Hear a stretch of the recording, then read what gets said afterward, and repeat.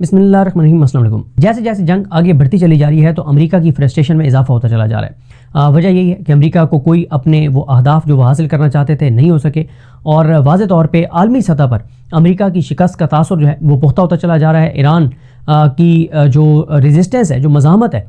जो कुर्बानी है, और जिस दलेरी से, जिस जुर्रत और जिस बहादुरी से वो लड़ रहे हैं, तो पूरी दुनिया के अंदर उनके डंके बज रहे हैं। कोई शक नहीं है कि उनका बहुत ज़्यादा नुकसान हो रहा है। उनके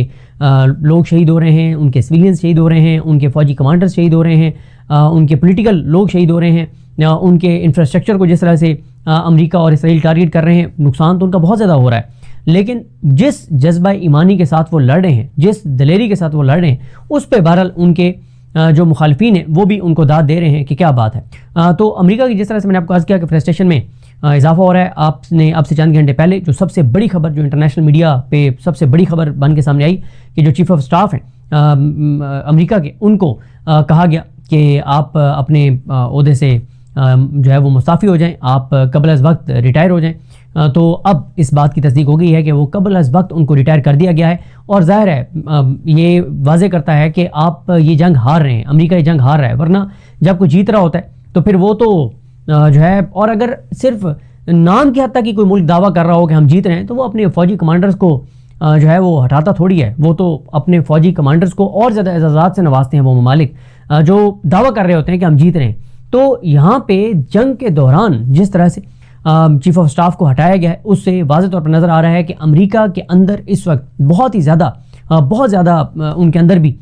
इस वक्त एक, आप उसे कह सकते हैं कि लड़ाई भी कह सकते हैं, एक दूसरे पे जो एक मलबा डाल रहे हैं वो भी आप कह सकते हैं, और शिकस्त का तासुर भी आप कह सकते हैं, कुछ भी कहें। लेकिन एंड रिज़ल्ट ये है कि चीफ ऑफ स्टाफ जो हैं वो ओहदे से रिटायर हो गए हैं, वो ओहदे से हटा दिए गए हैं, हट गए हैं। और ये सबसे बड़ी खबर मीडिया पर बन के सामने आई है, क्योंकि देखें जो ट्रंप की स्पीच थी उसने कन्फ्यूजन में इजाफा कर दिया है। उससे बजाय चीज़ें बेहतरी की तरफ जाने की बजाय और ज़्यादा जो है वो हालात तलखी की तरफ चले गए हैं। और इस नकवी साहब से एक बात हो रही थी, उन्होंने बड़ी अच्छी बात की। उन्होंने कहा कि ट्रिगर जो है वो है ईरान के हाथ में, ट्रिगर पर ईरान की उंगली है। ईरान ने फैसला करना है कि उसने जंग को कब तेज़ करना है, कब कम करना है, कब हमले ज़्यादा कर देने हैं, कब हमले कम कर देने हैं। और उन्होंने कहा कि जो आंखें हैं वो हैं रशिया की, और आसाब जो हैं वो चाइना के। क्योंकि इस वक्त ज़ाहिर है ये बात, इस पर बहुत ज़्यादा बात हो रही है कि चाइना और जो रशिया है वो जितनी भी वो ज़ाहिर है उसको ओपनली तो नहीं उसको सपोर्ट कर रहे हैं ईरान को, लेकिन जिस हद तक भी वो इंटेलिजेंस शेयरिंग में उनको सपोर्ट दे सकते हैं तो बताया जा रहा है कि वो सपोर्ट दे रहे हैं। और यही वजह है कि आप देखें कि अमेरिका के बहुत से अहदेदारान ये कह रहे हैं कि ये कैसे हो सकता है कि ईरान जो है वो एग्जैक्ट ईरान को पता है कि कहाँ कहाँ पर अमेरिका के एसेट्स हैं, खलीजी ममालिक में कहाँ कहाँ पे अमेरिकी ठहरे हुए हैं, और उन जगहों को बिल्कुल एग्जैक्ट जो है वो निशाना बना रहा है ईरान। और आपने देखा कि जब कल ट्रंप ने ये दावा किया और ट्रंप ने कहा कि हमने उनकी फ़िज़ाई को तबाह कर दिया है, हमने उनकी नेवी को तबाह कर दिया है, हमने उनके रॉकेट लॉन्चर्स को तबाह कर दिया है, तो उसके बाद ईरान ने सबसे लीथल जो अटैक किए हैं वो उसके बाद किए हैं। ख़ासतौर पर इसराइल के अंदर जो सबसे लीथल अटैक किए उन्होंने उसके बाद किए हैं। और ईरान ने पिछले 24 घंटों में ये बात बता दी है ट्रंप को, और दुनिया को बता दिया है, दुनिया को दिखा दिया है, अपने अमल से बता और दिखा दिया है और साबित कर दिया है कि ट्रंप जो कह रहे थे वो झूठ बोल रहे थे, ट्रंप बकवास कर रहे थे, वो गलत बयानी कर रहे थे। ऐसी कोई बात नहीं है कि वो जो कह रहे थे कि हमने फ़िज़ाई भी मुकम्मल तबाह कर दिया, नेवी मुकम्मल तबाह कर दिया, और अब उनके हमने जो अटैकिंग कैपेसिटी है उसको हमने बहुत इफेक्ट कर दिया। तो ईरान ने बताया कि ऐसा नहीं है, और ईरान ने, मैंने जैसा आपको अर्ज़ किया कि बहुत लीथल अटैक किया है। एक लड़ाका त्यारा उनका गिराया है, और जो उन्होंने जिस तरह की वीडियोज़ आई हैं इसराइल के अंदर से, जो वीडियोज़ आई हैं उस पर ज़ाहिर है हर इंसान को खुशी होनी चाहिए, और ख़ास तौर पे मुसलमानों को तो बहुत ज़्यादा खुशी होनी चाहिए वो मनाजिर देख के कि वो आलमी दहशतगर्द इसराइल जो गज़ा के अंदर मुसलमानों को शहीद कर रहा था, तो अब, और जिस तरह से गज़ा के मनाजिर हमें देखने को मिलते हैं, उसी तरह की इमारतों के मनाजिर अब इसराइल में भी नज़र आ रहे हैं। फेसबुक पर किसी ने बहुत ही प्यारी एक पोस्ट की हुई थी, और उन्होंने लिखा हुआ था कि बस ये तो आप तय हो गया है कि या गज़ा बाकी दुनिया की तरह जिएगा जैसे बाकी दुनिया रहती है कि एक आज़ादाना तौर पे, या फिर बाकी दुनिया भी जो है वो गज़ा की तरह जो है वो रहेगी। यानी जिस तरह से गज़ा के अंदर मतलब मुहासरा होता है और वहाँ पे लोगों के लिए मुश्किलात होती हैं। तो इस वक्त पूरी दुनिया के अंदर आप देख लें कि इस जंग की वजह से पूरी दुनिया के अंदर असरात हैं, और ख़ास तौर पे इस वक्त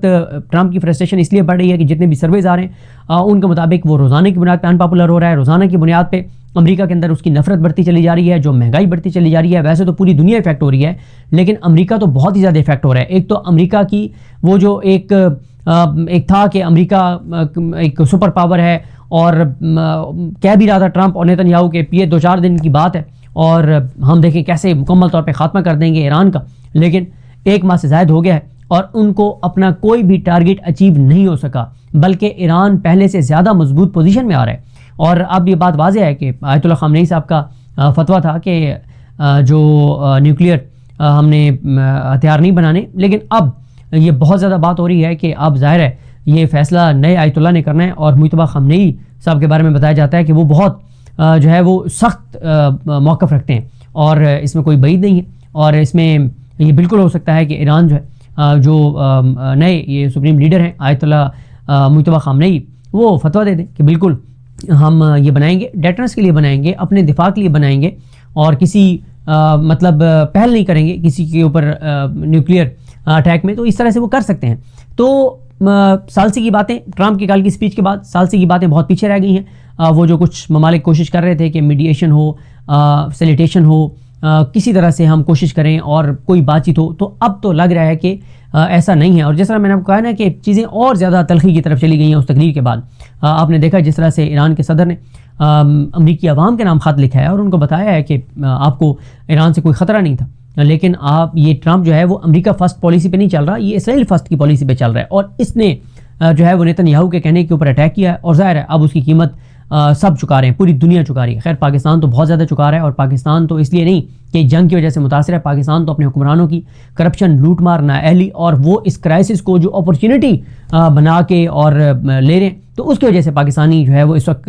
इफेक्ट हो रहे हैं बहुत ज़्यादा। दुनिया में सबसे ज़्यादा अगर कोई इफेक्ट हो रहा है तो वो ईरान जिसके ऊपर हमले हो रहे हैं महंगाई के हवाले से, ईरान से ज़्यादा पाकिस्तान जो है वो पूरी दुनिया में महंगाई में नंबर 1 पाकिस्तान है, जो महंगाई के हवाले से, लोगों की मुश्किलात के हवाले से जो है वो इफेक्ट हो रहा है। और वजह मैंने आपको बता दी है, ये हमारे हुक्मरानों की कि वही हालात हैं जैसे खुदा न खास्ता वो कहीं को हादसा होता है ना, और कई वहाँ पे पहुँच जाते हैं दरिंदे जो जाके और ख़वातीन की बालियाँ नोच रहे होते हैं और लोगों की जेबों से मोबाइल निकाल रहे होते हैं। 1-2 जब जहाज़ गिरे वहाँ पे भी ऐसी हुआ कि वो वहाँ पे मलबे में से चीज़ें तलाश कर रहे थे कि कोई सोने की अंगूठी मिल जाए, कोई ऐसी चीज़ें मिल जाएँ। तो हमारी हुकूमत भी इस क्राइसिस को अपॉर्चुनिटी के तौर पर ले रही है, यानी टैक्स ये कलेक्ट नहीं कर सकते जिन लोगों से टैक्स लेना चाहिए, अपनी करप्शन लूट मार कम नहीं करते, अपने खर्चात कम नहीं करते, अपने अल्लाह तल्ला कम नहीं करते, अपने जहाज़ बेचते नहीं हैं, अपने बैरूनी दौरे कम नहीं करते, और जलील और ख्वार किसको कर रहे हैं? अवाम को कर रहे हैं। और अवाम के लिए आप देख लें कि पेट्रोल और डीजल की कीमतें जो हैं वो ये कहाँ से कहाँ ले गए। तो बहरहाल जिस तरह मैंने आपको अर्ज़ किया कि ईरान जो है इस वक्त उन्होंने जिस तरह से खलीजी ममालिक को ईरान अटैक कर रहा है, और फिर आप देखें कि एक रिपोर्ट में पढ़ा था 200 अरब डॉलर से ज़्यादा का एक माह में नुकसान हुआ है खलीजी ममालिक का। 200 अरब डॉलर से ज़्यादा का नुकसान एक माह में हुआ है, ये तो मिनिमम फिगर आ रहा है। और आगे कब तक ये जंग चलेगी किसी को कोई पता नहीं है। और इस जंग के बाद भी, क्योंकि इस वक्त बहुत ज़्यादा डिस्कशन तो इस चीज़ पे चल रही है कि इस जंग का इख्तिताम कैसे होगा। ईरान तो हारता हुआ नज़र नहीं आ रहा, और अल्लाह ना करे ईरान हारे, अल्लाह ताला ईरान की गैबी मदद करे, तो उसके बाद क्या होगा? अमेरिका तो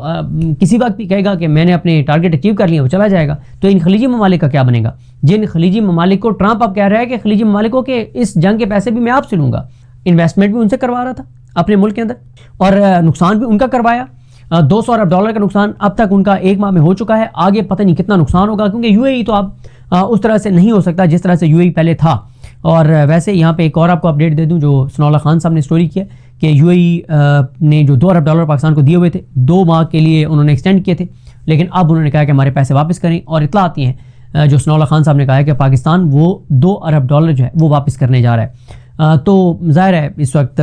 और ये भी आप देखें ना कि जो पाकिस्तान की जानिब से राब्ते हुए तो वो सऊदी अरब से कितने हुए और यूएई से कितने हुए, तो ये एक बार सूरत हाल है इस वक्त, क्योंकि यूएई और सऊदी अरब ठीक है दोनों पे ईरान, दोनों मुल्कों में ईरान अटैक कर रहा है जो अमरीकी एसेट्स हैं, लेकिन इससे पहले इन दोनों के इख्तिलाफात वो सबके सामने हैं। तो अब फ्रस्ट्रेशन पूरी दुनिया के अंदर बहुत ज़्यादा बढ़ रही है, बहुत ज़्यादा बढ़ रही है, क्योंकि पूरी दुनिया के अंदर महंगाई बढ़ रही है। और कल से तो पूरी दुनिया में एक नई एक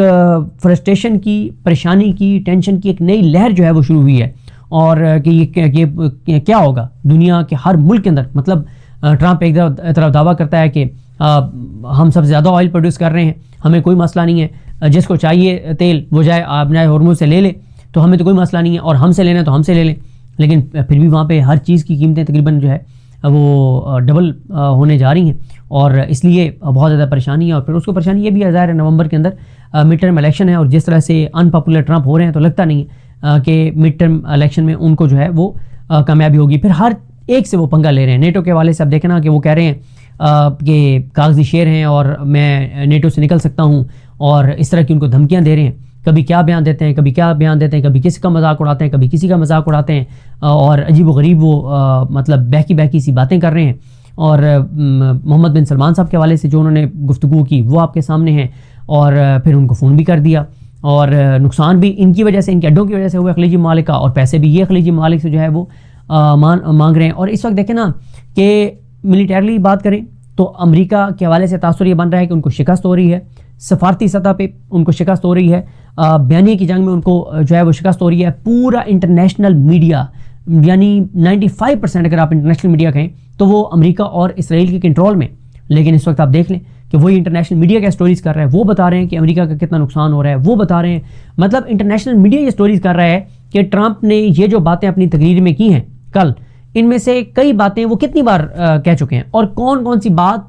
किस तरह से उनकी पहले मौक़िफ़ से मुतसादिम है और मुतज़ाद है। तो ये सारी चीज़ें इंटरनेशनल मीडिया ही जो है वो बता रहा है। तो अभी तो वो चीज़ें बहुत ही ज़्यादा पूरी दुनिया के लिए परेशान कुन है, क्योंकि अभी तक ये नज़र नहीं आ रहा कि जंग कब तक चलेगी।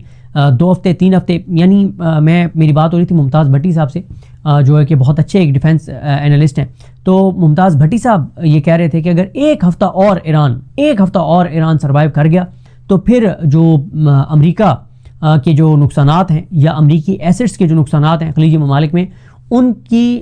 शिद्दत में और ज़्यादा जो है वो इजाफा हो जाएगा। तो हर अब आने वाले दिन के साथ ये जंग जो है वो सख्त होती चली जाएगी, क्योंकि इसका इफ़ेक्ट जो है, इसके असरात जो हैं वो पूरी दुनिया में जो पहले आ रहे थे उनकी शिद्दत में बहुत ज़्यादा जो है वो इजाफा हो गया है, और पूरी दुनिया इस वक्त रिसेशन की तरफ जा रही है। और ज़ाहिर है पाकिस्तान के लिए तो परेशानी ये है कि हमारे जो ओवरसीज़ पाकिस्तानी रेमिटेंसेस भेजते हैं तो 50% जो हैं वो खलीजी ममालिक में, मेरा ख्याल है कोई